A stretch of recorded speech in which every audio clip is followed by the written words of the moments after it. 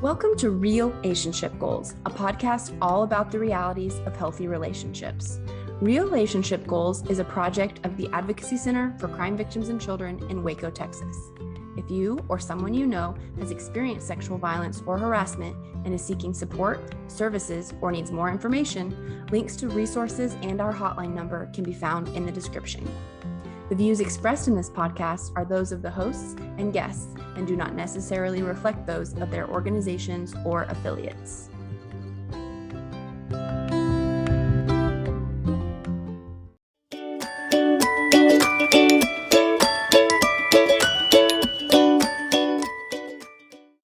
Hello, everyone, and we're back with another Community Partner Spotlight.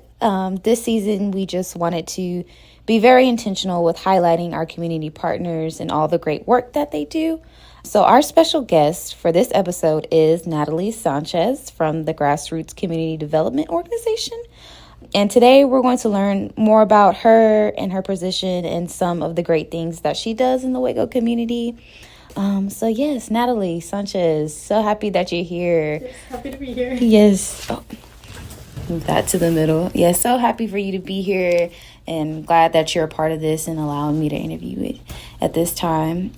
So if you want to go ahead and introduce yourself, what your position is, and we'll take it from there. Yeah, so I'm Natalie, and I'm the South Waco Community Organizer at Grassroots. I started in June of last year, so I've been there for a year and 4 months and was actually an intern the year prior to that, so I've been there a little bit of time.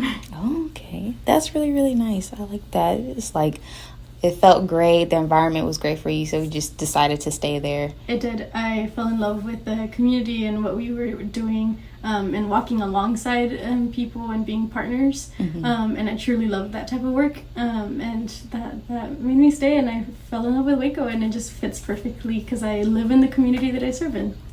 It's so, so great. I love that. So we're going to get started. My first question for you is, tell me a little bit about the organization, like the people that you serve, what kind of services you provide, and things like that. Yeah, so at Grassroots, we really just want to work on developing thriving neighborhoods, and that looks like financial literacy classes, homebuyer education classes, external home repairs, affordable home building, and then we have organizers in Northeast and South Waco that our goal is really just to support community leaders and residents so that we are a resource to them in the community. Oh, yes, that is so great. I love the work that you guys do. And I love the fact that you guys are kind of sectioned off in Waco. There's north and there's south, there's east and there's west. And that's really, really important. And also how you guys just hit on different aspects and how you can help evolve the Waco community. With the financial classes and things of that nature, it's just real unique of how you guys find different ways. It's not like a set way that you guys help the Waco community. Right. Each area has its different strengths and have different cultures and communities, and so it's just super important to recognize what makes people special and important and unique, and recognizing those strengths to then build on those so work for each of us looks super different. Yes, that is so important. So, with that being said, is kind of my next question following into this is, what is your hope for Waco? What do you hope to see in the near future? Well, naturally, I think housing, for one. A lot of people need affordable housing, but also just access. In the time that I've been there, I've really been a strong proponent in advocating for access to resources and to information and to be a community partner. So even access to having people at the table making the decisions is super important. So in the near future, I would hope that there's a lot more community participation and that there's spaces that allow for that to happen. Yes. It's I'm so grateful and thankful that we are partnering with you guys and just trying to cultivate that space for community members to get more involved so that we can provide resources and access to different things to benefit them in the long run. So I agree with you. I can't agree with you more. I hope that changes in the near future because everyone deserves a thriving environment. So that is so wonderful. I love that. So yes, leading into my next question, like how can we possibly get more community members involved? Yeah, so we actually have like a volunteer sign-up sheet. So if there's ever any volunteer opportunities, you can just sign up and we'll reach out and say, are you available? But something that's coming up, we are partnering with the city of Waco and doing a couple of like small minor repairs / cleanup things in South Waco. And so we're calling it Fall into Action and recruiting volunteers. And on November 4th from 8 to 12, we'll be out in the community serving neighbors. So that's an immediate thing that people can participate in, and not, you can always just sign up and be on the lookout for whenever we need more volunteers. And for the sign-up sheet, is it something like they can go like on your website and find? They can call Grassroots and reach out to me at my extension 207, and that way I can lead them to where they need to go. Okay, that sounds so good. I'm so excited for that. That is so wonderful. It just brings peace and warmness to my heart that there's actually people out here that really cares about their community and is willing to go to the stinks and the lengths to do everything possible that they can to help it evolve. So yes, is there any social media accounts that people can follow you guys on or anything of such nature? Yeah, we're on Facebook and Instagram under Grassroots Waco. If you go to our website at grassrootswaco.com, you can find all the information there about the history and where we are and how we're working with community. And we also have leadership training courses, so if you're interested, you can also reach out to me or any of our community organizers, and we can set something up to equip you with the tools to be a community leader in your community. That sounds so great. Well, thank you so much, Natalie, for being here and allowing me to spread joy and spread this information about you guys, because you guys do really, really great things, and just it's an honor to just be here and sit here and interview you and just being able to spotlight you guys. Yeah, no, thank you for having us. We appreciate it so much. Yes. And thank you guys for listening to this portion of our Community Partner Spotlights, and see you in the next episode. Bye.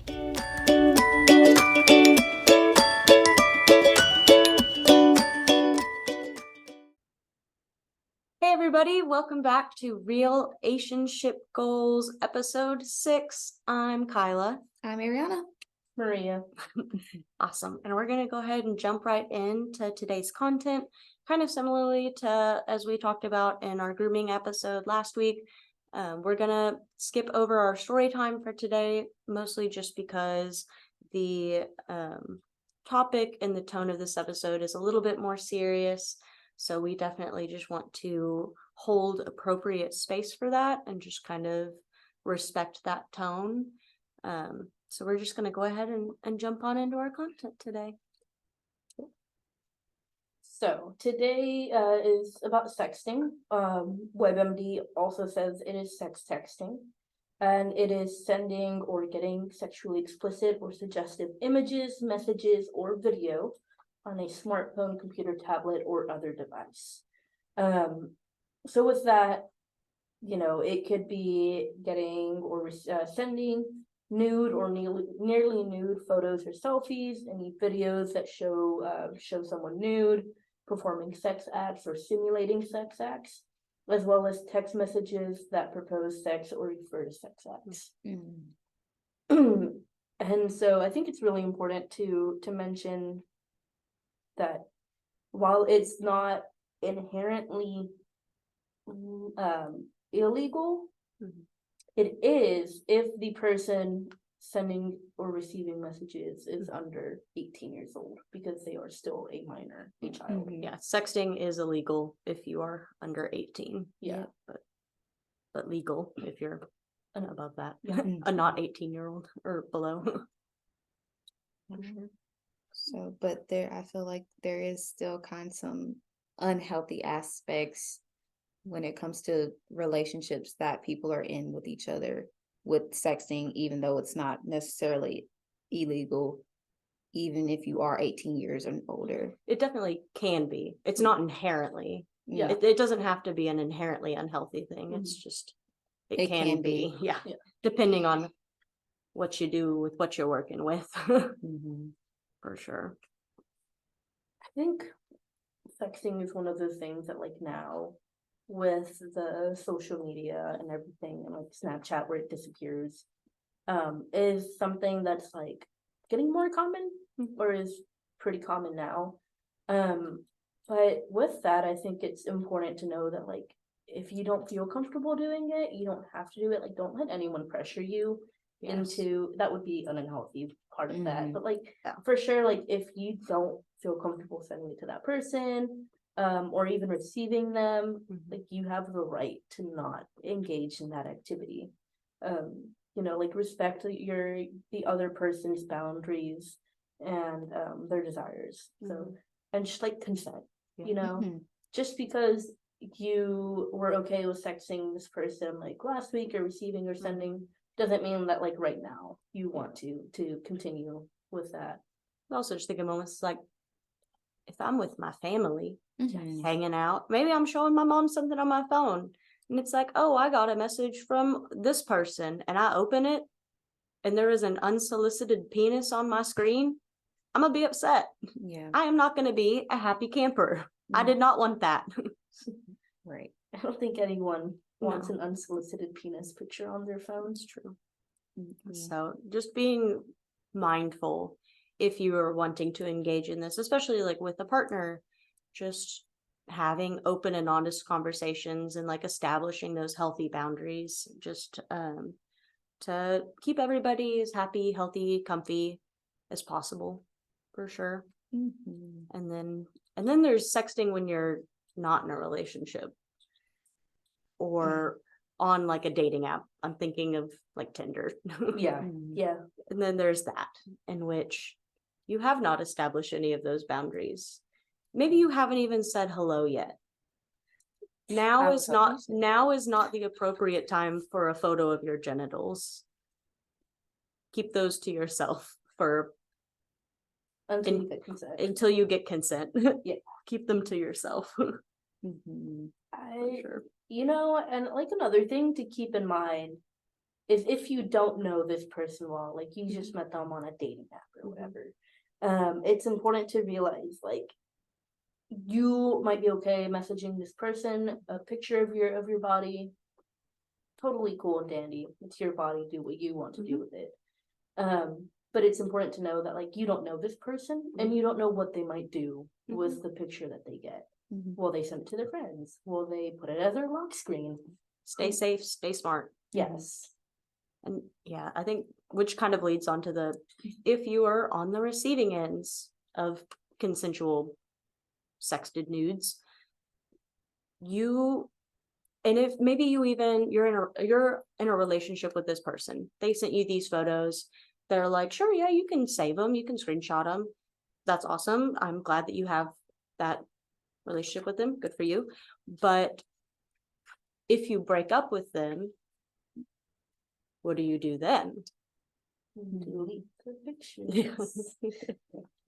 That kind of builds up other emotions as well, like with anxiety and just like having that uncertainty about the aspect was like, now I've fallen out with this person and they have these explicit photos of me now, which that could lead into bigger issues with them.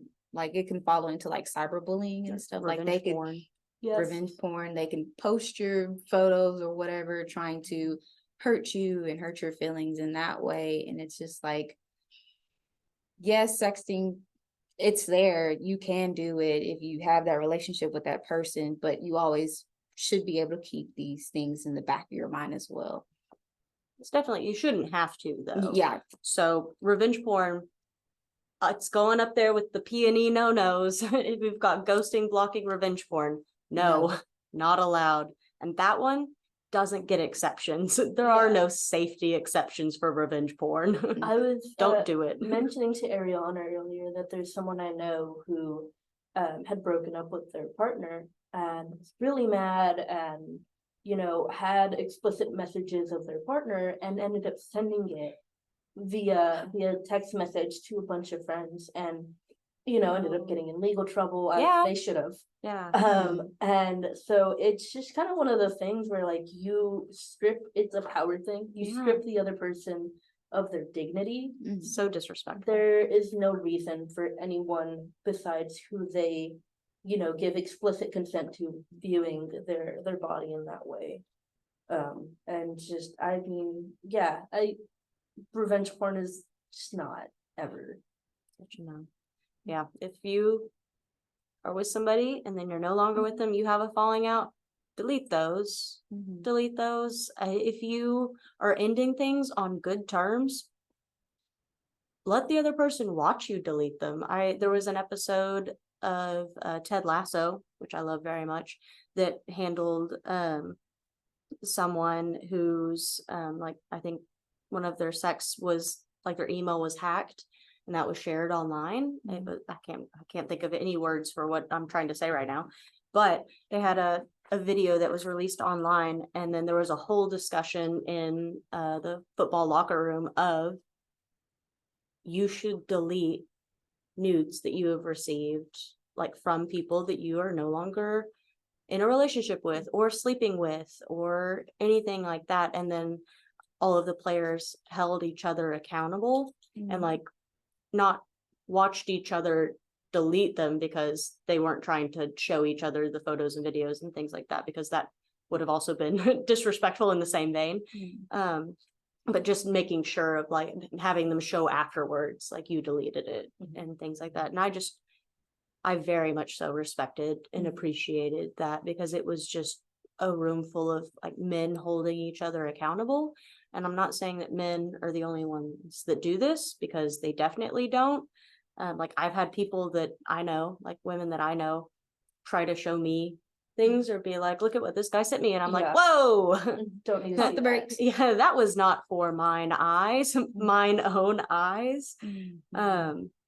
So definitely, I think it can be, it's just such a casual thing to be like, oh, whoa, look at what she sent me, look at what he sent me.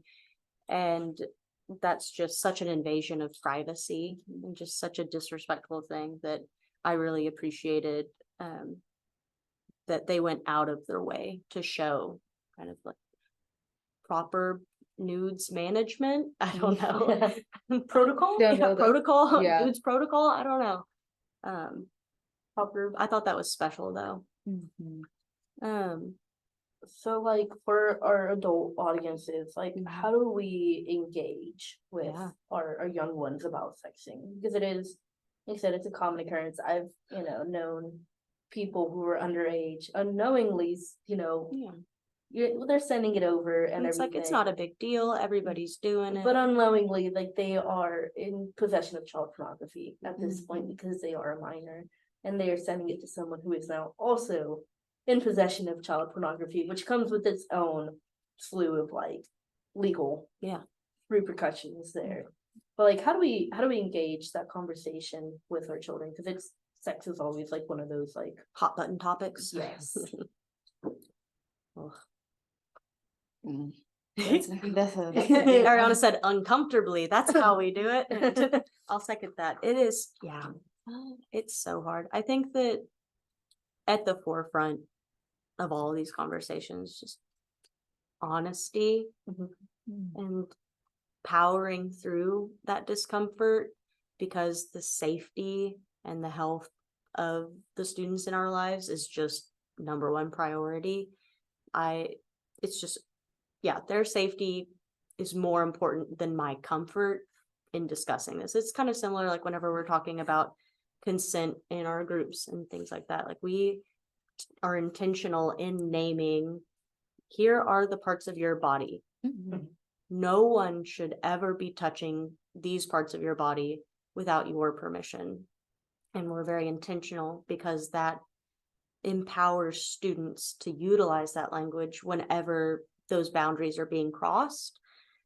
And I think it can be not the same, but similar, like with this, of it's like, hey, this is what this is. Here's why it's illegal for you to be doing this. It's serious. It's severe. You can get into real trouble for this. I know it doesn't feel like a big deal, and it can be a not big deal as soon as you turn 18. But until then, it's just a matter of, this is illegal. And you can get into serious trouble, or you can get somebody else into serious trouble, and it's just not worth it. it's just so not worth it. No, not at all. I think going into that as well with the consent piece, it's like if you are a minor and like especially like adults talking to children, like if you are a minor, just like expressing to them like any partner or whatever relationship you are in, if these people really truly care and respect you as a person, they wouldn't want you to send any kind of explicit images of yourself to them anyway. It's like, yeah, it might not be such a big thing when you get older, but you can get in trouble for this. There's no way around that. It's because it's illegal, because you're a child, they're a child, so you shouldn't do that. And just like breeding that conversation of empowerment to them is like, this is your temple. So you should respect your temple, and the person that you're engaging with, whether it's a friend, whether it's a partner, they should also respect your temple, because it's vice versa. You should do the same for others. So that's kind of my thought process on that. And I think maybe even kind of touching on the fact that it's wrong, it's illegal to send these pictures and things, message like pictures to your other party, To your Party. to the other, but it's not because you should be ashamed of your own body. No, Like, definitely not that. Not Yeah, that. because I think some kids might be like, oh, like, you know, You're shaming me. Yeah. Like we are not Yeah. shaming. No. We absolutely want you to feel comfortable and to feel wonderful about the body that you are in. For sure. We are sex positive. We just want you to be safe. Yeah. And that's the main thing. And sexting when you're under 18 is just not safe.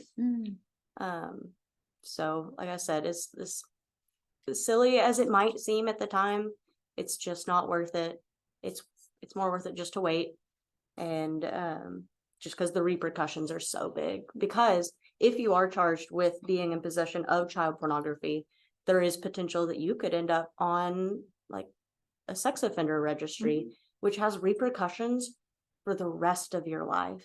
Those records are public knowledge, so anyone can look up online a registered sex offenders list, and they can look you up by name, or they can find you via area code. Like I've gone online for my kind of neighborhood and seen where the sex offenders live, and they can see what you've been charged with and what the age of the victim was and everything. So I mean, it affects your jobs. It affects a lot of things where you can live. Even you can't live within a certain space of child parks and like schools and things like that. So stay safe, stay smart.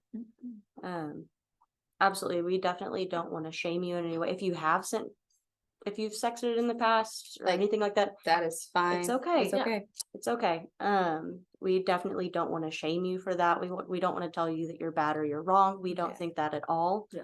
We just want you to be as safe as possible, and we just want the people around you to be as safe as possible as well. So please don't think that we feel like you should feel ashamed, because you shouldn't.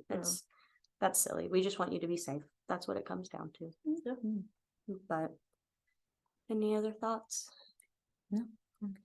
All right. It's going to be a little bit of a shorter one, but this one's just really to the point, I think. But yeah, so we'll go ahead and jump into our relationship goal for today, which I have. And I just want to encourage you all and us as well to take time, write out and establish boundaries that you want to implement in your current and future relationships. I'm thinking specifically in relationship to like this topic, like what are you comfortable with? What are you not comfortable with? What boundaries do you need to set so that if somebody, and like literally write them down. So in the future, if you're like, oh, that's making me feel weird, like this request that they're making, or they're asking me to do this, and I'm not really sure about this, you can go back to your list and say, is this me compromising a boundary that I've already established for myself? Am I actually comfortable with this, or am I just trying to make them happy? So that's my relationship goal for this week. And then I think Arianna has our recommendation. I do. So by the time this episode comes out, will be in the midst of November, Thanksgiving time. So it's never too early to try out new desserts, Yes. especially around Thanksgiving. There's a lot of desserts at the dinner table. So the recipe for caramel apple cookies, I have it on this paper over here. It will be linked in the descriptions for our episodes. Yes. So it's like cinnamon caramel apple cookies, like from scratch. I think it's something fun to try out. So it looks delicious. That sounds so good. So that is my recommendation. Oh, yum. Now I'm hungry. Yeah. It's lunchtime for us while we're recording this now, so that sounds extra good. But thank you guys so much for tuning in for this episode. We're so glad you're here. If you're looking for a little bit more P&E content in the meantime, while you're waiting for next week's episode, be sure and follow us on Instagram at ACCVC_prevention. That's what it is. Or if you're just wanting more advocacy center content, you can follow us on Instagram or Facebook at Advocacy Waco. And be sure that you like this episode and subscribe or follow us on Spotify or YouTube so that you can be up to date whenever our next episode comes out. Thanks. Bye.